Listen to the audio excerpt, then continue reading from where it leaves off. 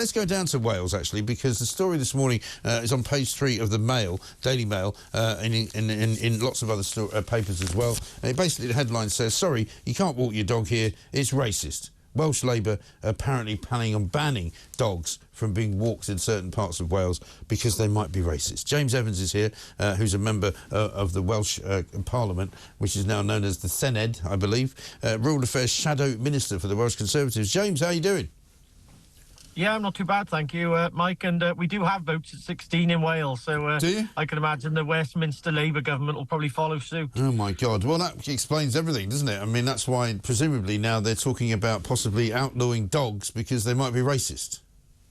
Yeah, it's absolute madness. So what we have is a government-funded commission, Climate Cymru.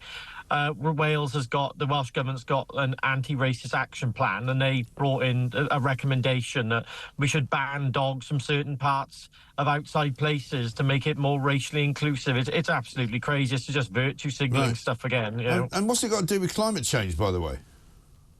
Well, it's got nothing to do with climate change. I just don't know where these commissions come from. But yet again, it's Labour focusing on fringe issues. The people I speak to, Mike, and the people that you talk to and represent on your show care about the day-to-day issues, health, the economy, and our education system. They don't want to be tinkering around the edges, sorting things like this. Yes. You know, these things actually encourage racism, actually, because they actually drive divides in our society. I actually had the organisation message me, say, can I please remove any social media posts or any comments that I make on this? Well, I'm sorry, if they're a government-funded agency and a government-funded commission, if they're going to make these sort of recommendations, they're going to be held accountable for making these sort of things. It's absolutely crazy. I mean, have they got any guidance for anybody who's wondering whether their dog might be racist? I mean, how do you work that one out? I've got a dog. I'm pretty sure he's not racist, but, you know, he might be. I don't know. I mean, how do I find out? Well, I'm not quite sure. You know, I don't think my spaniel's racist anyway. You know, she loves running around in the countryside, and I don't think that she should be banned from running around in the countryside because she's a spaniel and because, you know, it's just absolutely madness. I just don't know where they come up with these recommendations from. You know, I don't want to see racism in any form in our society. There's no place for it.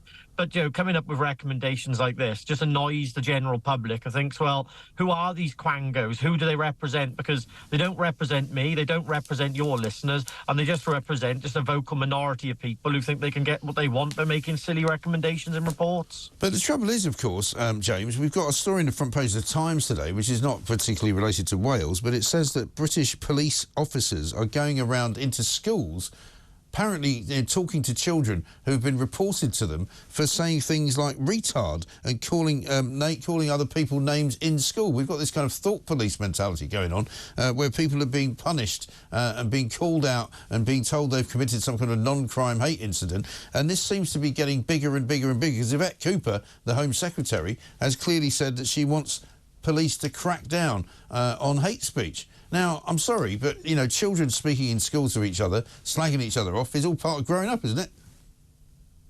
Well, you know, it's for schools to deal with bullying. That's what our schools are there for. They've got processes in place to deal with bullying. You know, no one wants to be bullied at schools, and schools have got to deal with it. What I want to see the police doing is out there on the front line, tackling actual crime that's going on in our streets, reducing knife crime, reducing antisocial behaviour, and actually getting on top of the issues that people care about. The general public do not want the police going into school to sort bullying issues out. That's what teachers are there for. That's what the staff do. I said, getting the police in school is just creating this nanny state again, isn't it? People don't want to see that. What they want to see is the police actually doing their job of going back to frontline police and keeping people safe. Well, that would be nice. That's the first job of the government. That would be nice. It would be nice, wouldn't it? But I'm afraid Labour has got their priorities all wrong. Yeah, exactly right. So, I mean, are you sort of bracing yourself for this dog racism crackdown in Wales? Well, the Welsh government have said they're not planning on bringing it in, but they also said they weren't planning on bringing in a visitor levy to tax the visitor economy here in Wales. They also promised that they weren't going to address speed limits. They brought that in. So the Welsh government say one thing and they end up doing another. Yeah, absolutely right. Good to talk to you. James Evans, thank you very much indeed. Member of the Senedd, Rural Affairs Shadow Minister for the Welsh Conservatives.